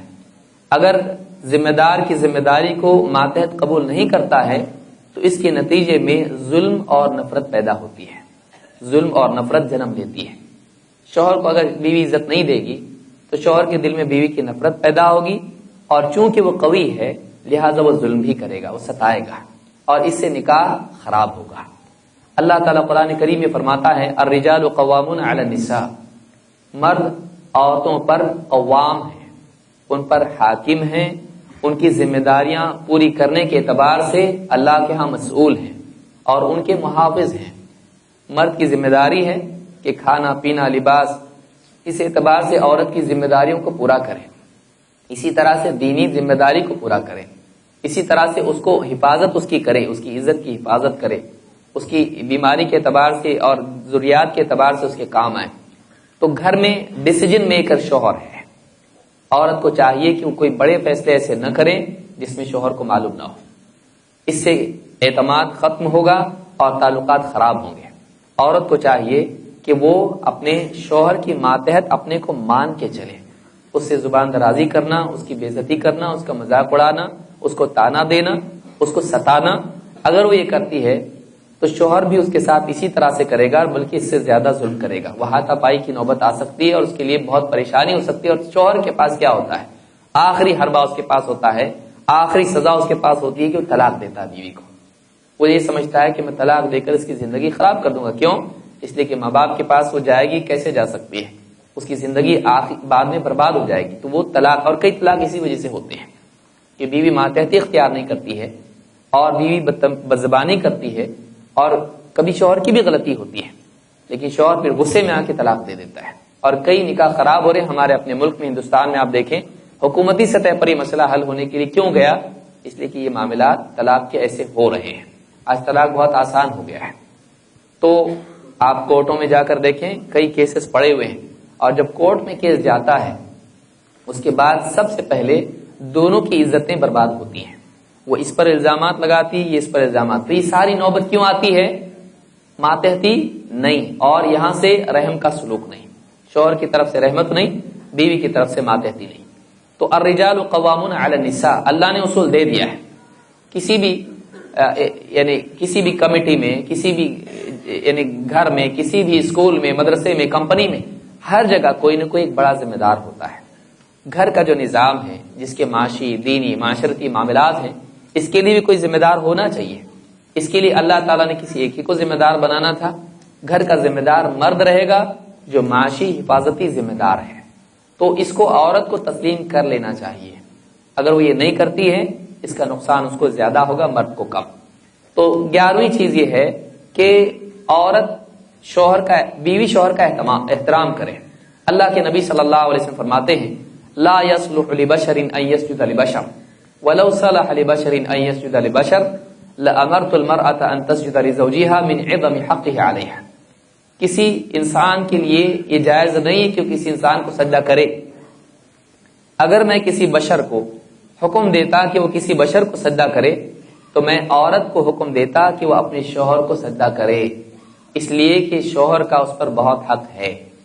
عورت کو چاہیے کہ اس بات کو تسلیم کرے کہ اللہ رب العالمین نے فضیلت اور فوقیت دی ہے ایک اعتبار سے مرد کو عورت پر، آخرت کے اعتبار سے دونوں برابر ہیں، جنت کی کوشش کے اعتبار سے، اللہ کے انعام، اللہ کے قرب کے اعتبار سے، شرف کے اعتبار سے دونوں کے لیے راستہ کھلا ہوا ہے۔ ہو سکتا ہے عورت کسی اعتبار سے مرد سے آگے نکل جائے، لیکن دنیا میں ڈسپلن کے اعتبار سے، سسٹم کے اعتبار سے اللہ تعالیٰ نے مرد کو ذمہ دار بنایا ہے۔ لہذا عورت کو چاہیے کہ اس مقام کو قبول کریں، ماتحتی کو قبول کریں، اور عورت شوہر کو عزت دے جس کا وہ حقدار ہے، اس کو اس کے مقام کے اعتبار سے عزت دے۔ ہو سکتا ہے اس میں کمی ہو، لیکن وہ گھر کا ذمہ دار ہے، لہذا اس کو ذمہ دار ہونے کے اعتبار سے احترام اس کا ضروری ہے، چاہے ذاتی طور پر اس پر ناراض ہو۔ گھر کے ڈیسیجن میں وہ شوہر کے تابع رہے، نہ کہ آزاد ہو جائے۔ نمبر 12، شوہر کی فرما برداری اور خدمت۔ شوہر اگر حکم دے، بیوی ماننے والی ہو۔ مثلا یہ نہ ہو کہ شوہر گھر پہ آتا ہے، بھوکا ہے، تھکا ہوا ہے، آفس سے اوور ٹائم کر کے آیا ہے، اور بیوی سے کہے کہ بہت بھوک لگی ہے، اور بیوی کہے میں تھوڑا بزی ہوں، آپ فریج میں سے نکال لینا، اوون میں گرم کر لینا، کھانا اور سو جانا۔ تو یہ ایسا نہیں ہو، وہ خدمت کرنے والی ہو۔ خدمت سے دل جیتا جاتا ہے، خدمت کے ذریعے سے دل میں جگہ بنتی ہے۔ عورت کے پاس ایک بہت بڑا ہنر ہے، وہ ہے شوہر کی خدمت۔ آدمی کے دل کا راستہ اس کے پیٹ سے ہو کے گزرتا ہے، تو بیوی کو چاہیے کہ وہ اس بات کو مد نظر رکھے اور شوہر کی خدمت کرنے والی ہو۔ ضروریات جو بھی ہے زندگی کی، آفس جاتا ہے، اس کا سارا معاملہ بکھرا رہتا ہے، کپڑے وپڑے اس کی نگرانی کر لینا، اس طرح کی جو چیزیں ہیں چھوٹی موٹی، ان کو دیکھے، وہ ان کی نگرانی کرے، اس کی خدمت کرے۔ مان لیجئے کبھی بہت تھکا ہوا ہے، سر درد دے رہا ہے، اب اگر کہتا ہے کہ سر آج بہت دکھ رہا ہے، اکثر لوگ سمجھتے نہیں اس بات کو۔ انسان اپنی تکلیف کا اظہار کرتا ہے، اس کو نہیں معلوم ہے سر درد ہو رہا ہے تو دوا کھانی چاہیے، یہ کوئی بچہ ہے، اس کو معلوم ہے، وہ ہمدردی چاہتا ہے۔ کبھی بیوی کا بھی معاملہ ایسا ہوتا ہے، آج سر بہت درد ہو رہا ہے، بہت موڈ میرا خراب ہے، شوہر آپ کہے اس سے، یا بیوی کہے ٹھیک ہے وہ دوا فلاں جگہ رکھی ہے، آپ اٹھا کے کھا لیجئے، تو وہ دوائی کھانے کے حکم کے لیے نہیں بول رہا ہے، وہ اس لیے بول رہا ہے کہ بیوی اس کے قریب آئے، اس کے سر پہ ہاتھ رکھے، کہے کہ ہاں آج بہت پرابلم تھا آفس میں، اس طرح کی کچھ ہمدردی کی باتیں ہیں۔ اکثر اوقات چاہے بیوی شوہر کا معاملہ ہو یا والدین اور اولاد کا معاملہ ہو، یہ دوائی کا معاملہ نہیں ہوتا ہے، یہ ہمدردی کا معاملہ ہوتا ہے، جس کو اکثر لوگ سمجھ نہیں پاتے ہیں۔ اللہ کے نبی صلی اللہ علیہ وسلم فرماتے ہیں اذا صلت المرأة خمسها وصامت شهرها وحصنت فرجها واطاعت زوجها، جب ایک عورت، بہت چھوٹا 4 پوائنٹ فارمولا عورت کے لیے دیا گیا جنت کے لیے، ایک عورت جب اپنی 5 نمازیں پڑھ لیں، رمضان کے روزے رکھ لیں مہینے بھر کے، اور اس کے ایام چھوڑ کے ہوں گے، بعد میں قضا کرے گی، اور اپنی عزت کی حفاظت کرے، زنا سے بچے، بے حیائی سے بچے، وَأَطَاعَتْ زَوْجَهَا، اور اپنے شوہر کی فرما برداری کرے۔ نمبر 4 پر ہے، یہ نہیں کہ نمازیں چھوڑنے کے لیے کہے، پردہ چھوڑنے کے لیے کہے تو وہ چھوڑ دے، وَأَطَاعَتْ زَوْجَهَا سب کے بعد میں آ رہا ہے، اللہ کی بندگی پہلے، شوہر کی ماتحتی بعد میں ہے۔ وَأَطَاعَتْ زَوْجَهَا قِيلَ لَهَا، اس سے کہا جاتا ہے، اللہ کی طرف سے ایک اعلان ہے اس کے لیے، ادخل الجنت من ای ابواب الجنت شئتی، تجھ کو جس دروازے سے چاہے تو اس دروازے سے جنت میں جا. عورت کے لیے سارے دروازوں میں سے جنت کے جس دروازے سے تیری مرضی، تو نے چونکہ اپنی زندگی میں اپنی آزادی کو چھوڑ کر اللہ کی خاطر شوہر کی ماتحتی اختیار کی، اور اس سے بڑھ کر یہ کہ تو نے اپنی زندگی میں شوہر کی ماتحتی کے ساتھ اصلاً جو تیری زندگی کا مقصد ہے اللہ کی بندگی، اس کو ضائع نہیں کیا. اللہ کی بندگی بھی کی اور شوہر کی ماتحتی اور خدمت بھی تو نے کی، فرما برداری بھی کی. اتنا مشکل کام تو نے کیا، رب کو بھی راضی کیا اور شوہر کو بھی راضی رکھا. تو نے دونوں میں بہت مشکل کام کیے.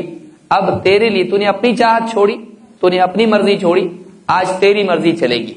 اب جنت پہ تو جائے گی تو، لیکن تیری مرضی تو جس دروازے سے چاہے، تیرے لیے کوئی آج پابندی نہیں ہے، آج تیری مرضی چلے گی. جنت میں جا اور جس دروازے سے تو چاہتی ہے جنت میں جا.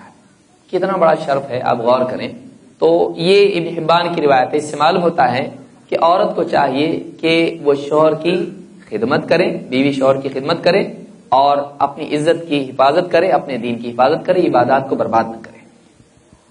نمبر 13، شوہر اپنی عفت اور پاک دامنی کی حفاظت کرے. اللہ کے نبی صلی اللہ علیہ وسلم فرماتے ہیں، یعنی مثلا یہ کہ بعض دیکھیے خواتین ہوتی ہیں، شوہر بہت جلاد ہوتا ہے دینی اعتبار سے، اس کی موجودگی میں پردہ کرتی ہیں. لیکن ہمارے جیسے ملکوں میں یہاں تو الحمدللہ پردہ وغیرہ ہوتا ہے عموماً، لیکن آپ دیکھیں کہ میکے جب چلی جائے گی پردہ نہیں کرے گی. شوہر گھر میں جب تک ہے ایک دم پردہ، لیکن شوہر آفس پہ چلا جائے، ترکاری والا آ رہا ہے تو بے پردگی کے ساتھ اس سے سارے معاملات ہو رہے ہیں. پاس پڑوس میں باہر بھی نکل کے آنگن میں بھی گھوم رہی ہے اور سب دیکھ رہے ہیں اس کو، پردہ نہیں ہے. لیکن شوہر ہے تو پردہ اس کی موجودگی میں ہو نہیں. عورت کو چاہیے کہ اپنی عزت اور اپنی پاک دامنی، اپنی عفت کی حفاظت کرے، اپنے کو بچائے. یہ بہت ضروری ہے. اگر شوہر کو معلوم ہو جائے کہ میرے سامنے پردہ کرتی لیکن میکے میں جا کے نہیں کرتی ہے، بتائیے کیا نکاح پہ فرق نہیں پڑے گا؟ پڑے گا. اس کا اعتماد ختم ہوگا. دیکھیے بھروسہ بہت بڑی چیز ہوتی ہے، بھروسہ بہت بڑی چیز ہے. بیوی اور شوہر دونوں کو چاہیے کہ وہ اپنی زندگی میں غلطیاں ہوتی رہتی ہیں، کھانے پکانے کی غلطیاں، بیوی کی ذمہ داریاں پوری کرنے کے اعتبار سے غلطیاں ہوتی ہیں، ہر گھر میں ہوتی ہیں. لیکن اعتماد ٹوٹنا گھر کا مرکزی پلر ٹوٹنے کے اعتبار سے ہے. بیوی کا شوہر پر اعتماد ہونا چاہیے اور شوہر کا بیوی پر اعتماد ہونا چاہیے. ایسا کوئی کام نہ ہو جس سے اعتماد ٹوٹے. بھروسہ بہت بڑی چیز ہے. اللہ کے نبی صلی اللہ علیہ وسلم فرماتے ہیں، خیر النساء من تسرک اذا ابصرت وتطيعك اذا امرت وتحفظ غیبتك في نفسها ومالك. آپ فرماتے ہیں سب سے بہترین عورت کون سی ہے؟ آپ نے نہیں کہا سب سے بہترین عورت وہ ہے جو بہت خوبصورت ہو، مالدار گھرانے کی ہو، بہت زیورات سے لدی ہوئی ہو. نہیں، آپ نے کہا بہترین عورت وہ ہے، ساری عورتوں میں سب سے اچھی عورت وہ ہے کہ جب تو اسے دیکھے تجھے خوشی ہو، اس کے اخلاق کی وجہ سے، اس کے مزاج کی وجہ سے، اس کے تیرے لیے وفاداری کے اعتبار سے. یہ نہیں کہ خوبصورت ہو، دیکھ کے خوبصورت ہو خوش ہو کا مطلب یہ ہے کہ میری یہ بیوی ہے، کتنی اچھی بیوی ہے، اس کو خوشی ہو جب بھی اس کی نگاہ، چاہے وہ نگاہ تصور کے اعتبار سے واقعی دیکھے، اس کو خوشی ہو کہ جب تجھ کو دیکھے تو وہ خوش ہو. اذا اور وَتُطِعُكَ اذا امرت، کہ تو جب حکم دے تو تیرا حکم پورا کرے اور تیری غیر موجودگی میں اپنی عزت، اپنی ذات اور تیرے مال کی حفاظت کرے. عورت کو چاہیے، شوہر لا کے تنخواہ بیچارہ دے دیتا اس کو، اب دوسرا تو کوئی راستہ ہے نہیں اس کے پاس، اب یہ اس میں سے میکے میں بھی دے رہی ہے، اس میں سے زیورات ایسے بڑے بڑے خرید لیے یا کہیں اور لگا دیا اس کو. شوہر کی اجازت کے بغیر عورت اس کے مال کو برباد نہ کرے. اور کسی بھی اعتبار سے مال برباد کرنا غلط ہے، لیکن شوہر سے پوچھے بغیر کہیں بڑا ڈیسیجن فائنینشیل وہ نہ لے. اسی طرح سے اپنی عزت کی بھی حفاظت کرے، پردے کے اعتبار سے یا کسی بھی اعتبار سے. اجنبیوں سے گفتگو کے اعتبار سے، فون آ گیا کسی کا، آفس سے فون آیا ہے، شوہر کا کوئی دوست فون کیا اور یہ اس سے باتیں کرنے لگی، 10-15 منٹ بات کر رہی ہے. نہیں، اس کو چاہیے کہ اپنی عزت کی حفاظت کرے اور ایسے تمام دروازوں کو بند کریں جس سے فساد اس کی زندگی میں، اس کے اخلاق میں، اس کی ازدواجی تعلقات میں پیدا ہو سکتا ہے. کبھی دوست کہہ دے اس کو، میں تمہاری بیوی سے بات کر رہا ہے، وہ تو فون رکھنے کے لیے تیار نہیں، میرے بارے میں، میری بیوی کے بارے میں اور ساری چیزیں پوچھنے لگی. ایسا نہیں ہونا چاہیے. شوہر کے دل میں بھروسہ ٹوٹے گا، شک شبہات پیدا ہوں گی. شیطان کی کوشش کیا ہوتی ہے؟ سارے اس کے جتنے چیلے چپاٹے جتنے ہوتے ہیں جا کے محنت کرتے ہیں، لوگوں کو گمراہ کرتے ہیں، وہ کسی کو اتنی اہمیت نہیں دیتا ہے جتنا اس اپنے ماتحت کو جو دو لوگوں کے درمیان، بیوی شوہر کے درمیان دراڑ پیدا کر کے آتا ہے، وہ اس کو اٹھتا ہے، کہتا ہے انت تو نے بڑا کام کیا ہے، اور اس کو گلے لگاتا ہے۔ تو اس سے معلوم ہوتا ہے کہ بہت بڑا فساد ہے اور شیطان چاہتا ہے کہ یہ ہو، اس لیے بیوی شوہر کو خاص اس فساد سے اپنے آپ کو بچانے کی کوشش کرنا چاہیے۔ اس حدیث کو امام طبرانی نے روایت کیا اور یہ حدیث صحیح ہے۔ نمبر 14، بیوی سے حسن سلوک شوہر، جہاں بیوی کی ذمہ داریاں ہیں، ماتحتی ہے، احترام ہے، خدمت ہے، اپنی عزت کی، مال کی حفاظت ہے، اسی طرح سے شوہر کی بھی ذمہ داریاں ہیں۔ شوہر گھر میں جلاد نہ ہو۔ بعض لوگ سکھاتے ہیں نکاح سے پہلے، دیکھ ہمیشہ سر پہ سوار رہنا، اور بیوی پوچھے آدھا جواب دینا، اور جو بھی جواب دینا غصے سے دینا، اور بالکل اس کو گردن پہ اس کے پاؤں ہمیشہ رکھنا ورنہ وہ سر پہ بیٹھ جائے گی۔ یہ جو اصول ہے یہ کامیاب اصول نہیں ہے۔ یہ ہٹلر کے لیے صحیح ہو سکتا ہے لیکن نکاح کی زندگی کے لیے ٹھیک نہیں۔ شوہر کو چاہیے کہ وہ رحیم ہو، وہ بااخلاق ہو۔ کسی کو آپ کنٹرول میں کرتے ہیں بندوق کے زور پر، ڈنڈے کے زور پر، اور کسی کو آپ کنٹرول میں رکھتے ہیں اس وجہ سے کہ اس کو لگتا ہے اگر یہ ناراض ہوئے تو میرے لیے اچھی بات نہیں ہے۔ وہ اتنی محبت کرتی ہے اپنے شوہر سے کہ شوہر اگر اس سے بات نہ کرے ایک دن تو اس کی دنیا اجڑ جائے۔ اس کو یہ ڈر ہو کہ کہیں میرا شوہر مجھ سے ناراض نہ ہو جائے، کہیں مجھ سے ایسی کوئی بات نہ ہو کہ ناراض ہو۔ کچھ کرتے نہیں ہیں لیکن ان کا ناراض ہونا ہی میرے لیے دنیا کی جہنم ہے۔ ایسا اگر شوہر ہو بااخلاق، جس سے دوری بیوی برداشت نہیں کر سکتی ہے، جس کی ناراضگی کا احساس بیوی کی نیند حرام کر دے، اگر ایسا بااخلاق شوہر ہو کہ یہ اصل طاقت ہے، یہ اصل کنٹرول ہے جو بیوی کو واقعی پابند بنائے رکھتا ہے، اخلاق کا بھی اور فرما برداری کا بھی اور ماتحتی کے اعتبار سے بھی۔ اللہ کے نبی صلی اللہ علیہ وسلم فرماتے ہیں اکمل المؤمنین ایمانا احسنهم خلقا، ایمان والوں میں سب سے زیادہ کامل ایمان والے وہ ہیں جو ان میں سب سے بہتر اخلاق والے ہوں۔ اور وخیارکم خیارکم لنسائہم خلقا، اور تم میں سب سے اچھے لوگ وہ ہیں جو اپنی بیویوں کے لیے اخلاق میں اچھے ہیں۔ باہر کا آدمی اللہ ولی بنا رہتا ہے، گھر میں آ کے معلوم پڑتا ہے یہ فرعون ہے یا کون ہے۔ گھر میں آ کے بے تکلف، بھائی آپ کسی سے ملے ایک میٹنگ میں، سال میں ایک بار اس سے ملنا ہے، آپ اپنا ایک دم بیسٹ ورژن بن کے اس سے ملتے ہو، میرا سب سے بہتر میرا روپ، اور اس روپ میں آدمی اس سے ملتا ہے۔ گھر میں آ کر کب تک وہ روپ برقرار رکھے گا؟ جیسے آدمی اپنے قمیص اتار کے ٹانگ دیتا ہے، ویسے ہی اپنا وہ باہر والا جو روپ ہے وہ آدمی کھوٹی پہ ٹانگتا ہے، اب میں ہوں۔ اب گھر میں آ کے کب تک بے تکلف، یعنی کب تک ویسا رہے گا تکلف کے ساتھ میں؟ اب بعض اوقات تعلقات کا دوام دراڑ بھی پیدا کرتا ہے۔ کیوں؟ ایک دوسرے کی کمیاں سامنے آتی ہیں اور ناراضگیاں کئی ایک تکرار ہوتے ہوتے بعض اوقات وہ چیز مستقل حصہ بن جاتی ہے زندگی کا۔ اخلاق شوہر کو اچھا رکھنا چاہیے۔ بیوی کے ساتھ اخلاق آدمی کے اخلاق والا ہونے کے اعتبار سے لٹمس ٹیسٹ ہے، یہ ایک امتحان ہے۔ یہ کیسا ہے؟ بیوی کے ساتھ کیسا ہے؟ اچھا ہے؟ اچھا ہے، نہیں۔ باہر بھلے کتنے آدمی اچھا ہو لیکن گھر میں جو بااخلاق ہے، جو حقوق ادا کرنے والا ہے، جس کی زبان، جس کا مزاج گھر میں اچھا ہے، وہ باہر بھی اچھا ہوگا۔ لیکن باہر اچھا ہے ضروری نہیں گھر میں اچھا ہو۔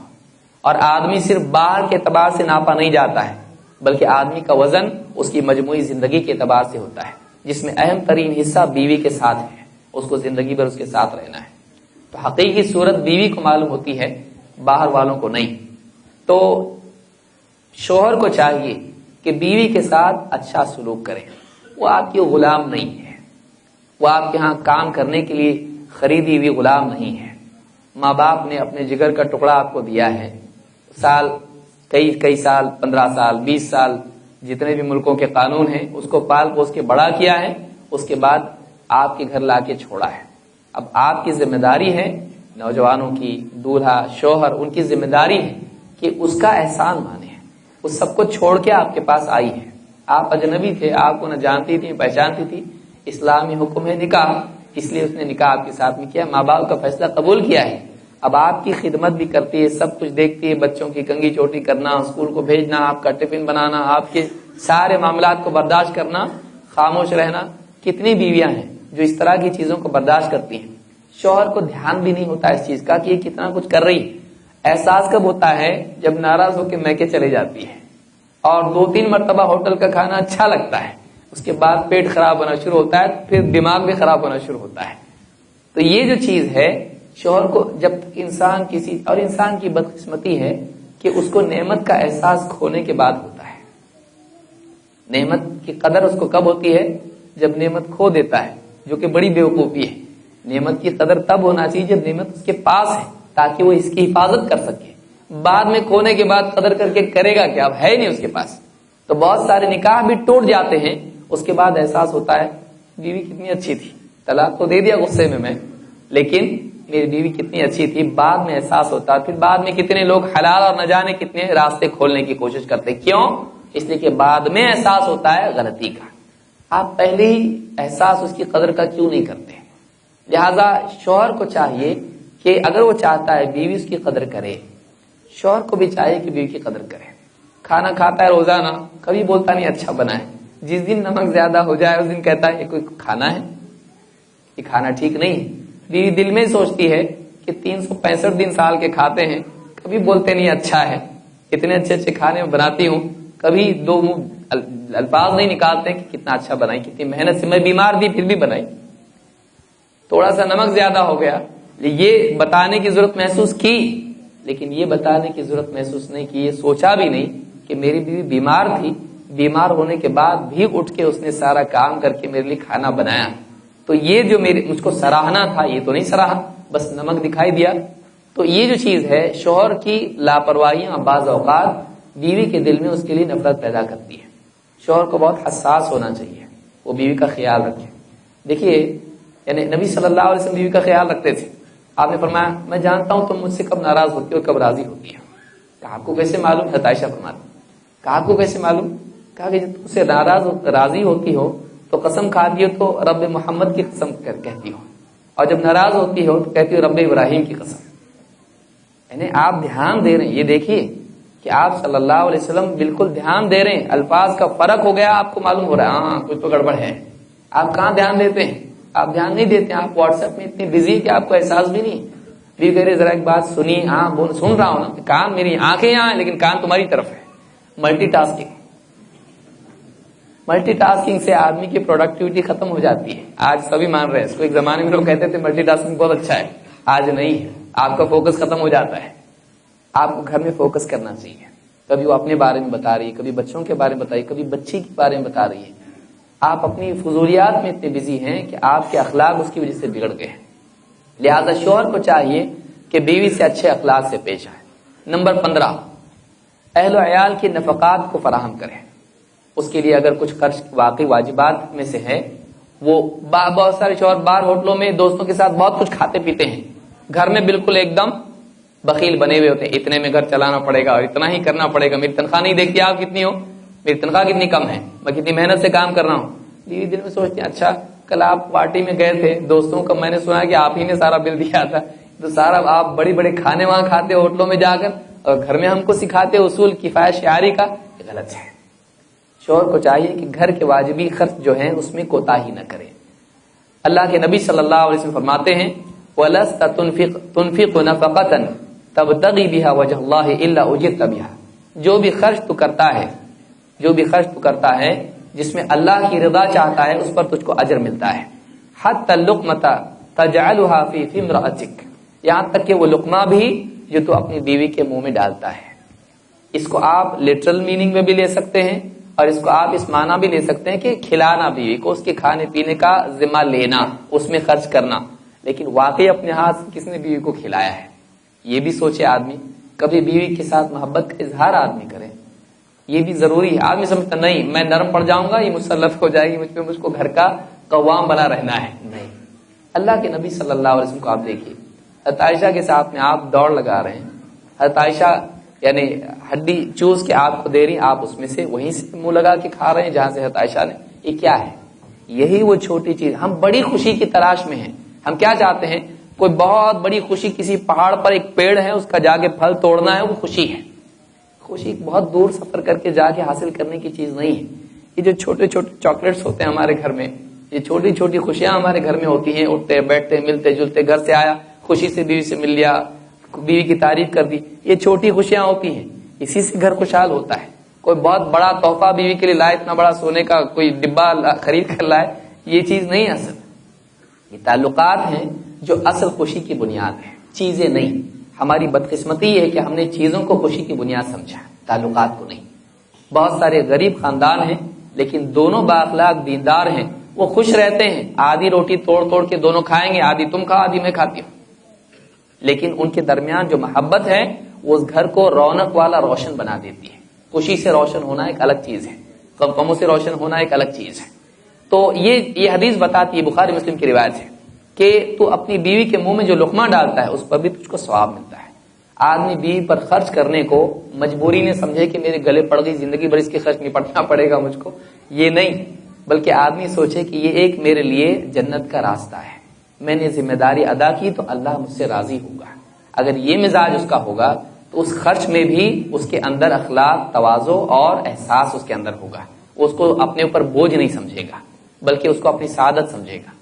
نمبر 16 وقت ہو گیا ہے۔ نمبر 16 گھر کے ماحول کو دینی بنانے کی کوشش کرنا۔ یہ ساری چیزیں اپنی جگہ ہیں، اخلاق، محبت، سلوک، تعلقات، لیکن اگر گھر سے دین ہی نکل جائے تو گویا آدمی کی زندگی سے ریڑھ کی ہڈی نکل گئی، بلکہ اس سے روح نکل گئی، وہ موت کی طرح ہے۔ گھر میں دین ہونا چاہیے، بیوی شوہر دونوں کو مل کے گھر کے اندر دینی ماحول کے قیام کی کوشش کرنا چاہیے، تب جا کے گھر سعادت مند اور کامیاب بنتا ہے۔ اللہ تعالیٰ قرآن کریم میں فرماتا ہے یا ایھا الذین آمنوا قوا انفسکم واہلکم نارا، اے ایمان والو اپنے آپ کو اور اپنے گھر والوں کو جہنم کی آگ سے بچاؤ۔ جہنم کی آگ آخرت میں ہے، دنیا میں کیسے بچاؤ؟ اس کے اسباب سے بچاؤ، اس کے ذریعے سے بچاؤ جس سے آدمی جہنم میں جاتا ہے، اور وہ کیا ہے؟ بے دینی۔ دین کیسے آتا ہے؟ دین کا علم آنے سے آتا ہے، دینی تربیت آنے سے آتا ہے۔ لہٰذا گھر میں دینی تعلیم اور دینی تربیت کا نظام بناؤ، اس سے گھر کے اندر صحیح ماحول بنے گا۔ دین کی بنیاد پر بیوی اپنی بات شوہر سے منوا سکتی ہے، دین کی بنیاد پر شوہر اپنی بات بیوی سے منوا سکتا ہے۔ دین ایک ایسا کامن پلیٹ فارم ہے جس پر دونوں ایک دوسرے کے ساتھ فیصلہ کروا سکتے ہیں۔ اگر دونوں دیندار ہوں گے تو موافقت کی صورت بہت آسان ہوتی ہے، لیکن دونوں اگر دیندار نہیں ہیں، اس کے اپنے اصول ہیں، اس کے اپنے اصول ہیں، موافقت نہیں ہو پاتی ہے۔ لہذا دین زندگی میں اگر آئے گا تو گھر کے اندر خیر آئے گی۔ نمبر 17 بیوی شوہر ایک دوسرے کے عیوب کی بجائے خوبیوں پر نگاہ رکھیں، بہت اہم اصول ہے، باہمی تعلقات میں ایک بہت اہم اصول ہے۔ اکثر اوقات نگاہوں میں ایک دوسرے کی کمیاں ہوتی ہیں، کمیوں پر نگاہ نفرت اور دوریاں پیدا کرتی ہے، لیکن کون انسان ایسا ہے جس کے اندر خوبیاں نہیں ہیں، اور کون انسان ایسا ہے جس کے اندر کمیاں نہیں ہیں؟ ہر آدمی میں خوبیاں کمیاں دونوں ہوتی ہیں۔ اگر وہ نگاہیں اپنی کمیوں پر رکھیں گے تناؤ پیدا ہوگا، دراڑ، دوریاں پیدا ہوں گی، لیکن اگر خوبیوں پر نگاہ رکھیں گے، ایک دوسرے کی خوبیوں پر نگاہ رکھیں گے تو دونوں قریب آئیں گے۔ تو بیوی شوہر کے بارے میں دھیان دے، میرے لیے کتنی محنت کرتے ہیں، کتنا میرے لیے اوور ٹائم کرتے ہیں، پیسہ لاتے ہیں، میرے ہاتھ میں پورے پیسے دیتے ہیں، خود اپنے لیے خرچ زیادہ نہیں کرتے ہیں، گھر کی ذمہ داریاں چلاتے ہیں، الی آخری۔ شوہر دیکھے میری بیوی کے پاس شعار ہے، گھر کا سارا کام سنبھالتی، سارا نظام گھر صاف ستھرا رہتا ہے، پورا معاملہ بچوں کی تربیت سے لے کر سب چیزیں کرتی ہے، اس کی خوبیوں پر نگاہ رکھیں۔ کبھی کچھ کمیاں دونوں میں ہوتی ہیں، نظر انداز کریں، اس کو نظر انداز کریں اور اصلاح کی کوشش کریں، لیکن اچھے طریقے سے اصلاح کریں۔ تو یہ بھی ایک بہت اچھی چیز ہے جس سے گھر کا نظام اچھا بنتا ہے۔ نمبر 18 بے تکلفی اور نرمی۔ گھر میں نرمی ہونا چاہیے، سختی نہیں۔ اللہ کے نبی صلی اللہ علیہ وسلم کو آپ دیکھیے، آپ نے فرمایا اذا اراد اللہ باہل بیت خیرا ادخل علیہم الرفق۔ اللہ تعالیٰ جب کسی گھر میں خیر کا ارادہ کرتا ہے، اس میں خیر کو ڈالنا چاہتا ہے، تو ان میں اس گھر میں رفق یعنی نرمی ڈال دیتا ہے۔ گھر میں نرم مزاجی ہونا چاہیے۔ ہم آج اتنے فاسٹ ہو چکے ہیں کہ ہمارے اندر تیزی، حدت اور ایک اعتبار سے سختیاں آ گئی ہیں۔ اولاد والدین سے بات کرنے میں، والدین اولاد سے، بیوی شوہر ایک دوسرے سے بات کرنے میں تیز ہو گئے ہیں، سخت مزاجی ان کے اندر آ گئی ہے۔ نرمی ہونا چاہیے، دل میں بھی نرمی ہونا چاہیے اور زبان میں بھی نرمی ہونا چاہیے۔ اگر دل میں نرمی ہوگی تو اس کا نتیجہ زبان میں بھی اس کا اثر ہوگا۔ وَلَوْ كُنْتَ فَظًّا غَلِيظَ الْقَلْبِ لَانفَضُّوا مِنْ حَوْلِكَ۔ اے نبی اگر آپ سخت زبان، سخت دل ہوتے لوگ آپ سے دور ہو جاتے ہیں، لوگ آپ سے چھٹ جاتے ہیں۔ معلوم ہوا کہ سخت زبانی، سخت دل ہونا لوگوں کو دور کرتا ہے۔ تو گھر کے اندر چاہتے ہیں کہ الفت باقی رہے، تو نرم مزاجی بیوی میں بھی ہونا چاہیے، نرم مزاجی شوہر میں بھی ہونا چاہیے۔ اگر کوئی نصیحت کی بات کریں بھی تو بے وجہ ڈانٹنے سے کچھ فائدہ نہیں ہے، نرم اعتبار سے، نرم انداز میں بھی اصلاح کی جا سکتی ہے۔ یہ حدیث امام احمد نے روایت کی ہے۔ اور کچھ باتیں میں 2-3 چیزیں بس بتا دے رہا ہوں تاکہ وقت ہمارا ختم ہو گیا ہے۔ نمبر 19، صبر اور بہتر حالات کا انتظار۔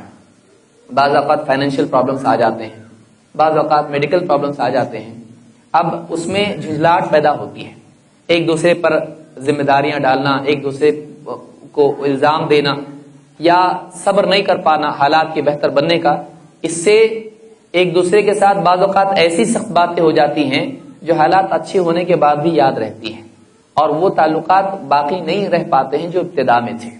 لہذا زندگی میں طوفان آئیں گے، ہر ایک کی زندگی میں آتے ہیں، ان میں ایسی بے صبری نہ ہو، ایسی زبان نہ ہو، ایسی باتیں زبان سے نہ نکالیں جس سے ہمیشہ کے لیے تعلقات میں دراڑ پیدا ہو جائے۔ اگر ایسے کچھ حالات زندگی میں پیدا ہوتے ہیں تو اچھے حالات کا انتظار کرنا چاہیے، نہیں آج نہیں کل اچھے حالات ہوں گے۔ اگر مان لیجئے فائنینشیل پرابلم میں شوہر ہے اور بیوی اس کی ناک میں دم کر دے، شوہر کہے گا جب تک میرے پاس مال تھا یہ اچھی تھی، اب مال میرے پاس تنگیاں آ گئی تو دیکھو کیسا کر رہی۔ بیوی اگر بیمار ہو رہی ہے، کسی بیماری میں مبتلا ہے اور شوہر کی جنسی تسکین نہیں ہو رہی ہے، اب وہ بیوی سے سخت مزاجی کے ساتھ پیش آنے لگے کہ میری ضرورت کون پوری کرے گا، بیوی سوچے گی کہ بس ان کی یہی ضرورت تھی جس کے لیے مجھ سے نکاح کیا تھا، میرے مسائل کا کیا، میرے میڈیکل پرابلمس کا کیا۔ تو یہ جو ہے اچھے حالات کا انتظار کرنا اور صبر کرنا، ایک دوسرے کو برداشت کرنا، ایک دوسرے کا ساتھ نبھانا، یہ بھی بہت اہم چیز ہے جس سے حالات بدلنے کے بعد بھی تعلقات اور زیادہ پختہ ہو جاتے ہیں۔ نمبر 20، ایک دوسرے کا تعاون کرنا، ایک دوسرے کو سپورٹ کرنا۔ بیوی شوہر کی خدمات کے ذریعے سے اس کو سپورٹ کرے، اس کی بزنس وغیرہ کی زندگی کے اعتبار سے، کپڑے، اس کے کھانا پینا جو ساری چیزیں ہیں، اور شوہر بیوی کے معاملات میں تعاون کرے۔ کبھی بیمار ہوگی تو خود آپ کبھی کیے ایسا، دیکھیے سوچیے کہ بیوی بیمار ہے مثلا اور اٹھنا چاہ رہی کھانا بنانے کے لیے، مت میں آج آپ کو بنا کے کھلاتا ہوں، اور کچھ بنا کے آپ نے کھلا دیا، بھلے کیسا ہی آپ نے کھلایا، تو کبھی ایسا کافی وافی سینڈوچ وینڈوچ بنا کے کھلایا بیوی کو؟ نہیں۔ اگر یاد آتا ہے تو بہت اچھی بات ہے۔ تو بیوی کا تعاون کیا جائے، چھوٹے موٹے کام ہیں وہ آدمی خود بھی کر لے، سبزی ترکاری لانا، اس طرح کی چیزیں ہیں آدمی خود نبھا لے ان کو، اس کے کام کو آسان کرنے کی کوشش کرے، اس سے محبت بنے گی۔ اور اسی طرح سے آخری چیز یہ کہ ایک دوسرے کے لیے دعا کرنا۔ اللہ تعالیٰ نے قرآن کریم میں فرمایا والذین یقولون ربنا هب لنا من ازواجنا وذریاتنا قرۃ اعین وجعلنا للمتقین اماما، کہ نیک بندے اللہ کے وہ ہیں جو اللہ سے دعا کرتے ہیں کہ اے ہمارے رب ہمیں اپنی ازواج میں اور اپنی اولاد میں آنکھوں کی ٹھنڈک نصیب فرما، وجعلنا للمتقین اماما، اور ہمیں بھی متقین کا امام بنا، یعنی تقوی میں ہم کو دوسروں کے لیے اسوہ اور نمونہ بنا، اعلیٰ درجے کا تقوی عطا فرما۔ تو یہ دعا بھی بیوی شوہر کے لیے اچھی دعا کرے، شوہر بیوی کے لیے دعا کرے، محبت کے اعتبار سے، اخلاق کے اعتبار سے، دین کے اعتبار سے، شفا کے اعتبار سے، آخرت کے اعتبار سے، دنیا کے اعتبار سے اپنی اولاد کے لیے دعا کریں۔ تو یہ دعا دینا ایک دوسرے کو، یہ آپسی محبت کو بڑھاتا ہے، یہ اور اللہ کی طرف سے بھی فیصلے ہوتے ہیں، اللہ تعالیٰ آپس میں تعلقات کو مزید پختہ کرتا ہے۔ تو یہ کچھ باتیں تھیں جو اس عنوان کے تحت تھیں، بہت تیزی کے ساتھ میں نے بتا دی، معذرت چاہتا ہوں، لیکن وقت کی قلت کی وجہ سے اس طرح سے مجھ کو گفتگو کرنی پڑی۔ اللہ رب العالمین ان چیزوں کا لحاظ کر کے ہم کو زندگی گزارنے کی توفیق عطا فرمائے۔ اقول ھذا واستغفر اللہ لی ولکم۔ بہت بہت شکریہ، جزاک اللہ خیرا۔ ابھی ہم نماز کے لیے جائیں گے، نماز کے بعد